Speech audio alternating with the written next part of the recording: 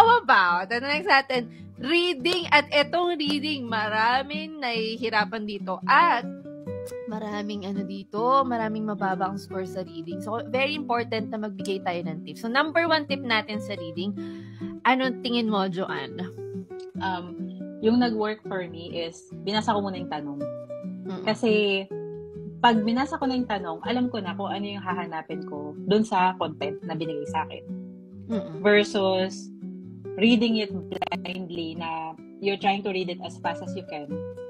Tapos, iniisip mo, ano kaya yung makukuha ang tanong dito? Ano kaya yung ano? So, yun na yung may parang shortcut na ano ba yung kino-convey nitong mga tanong. Tapos, tsaka mo babalikan ngayon yung ano.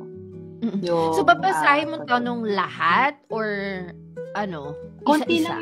Konti lang yung tanong. I think mga nasa 6 to 8. If not, less. Siya So, kumbaga, basta, it will measure how well you understood yung content nung binabasa mo.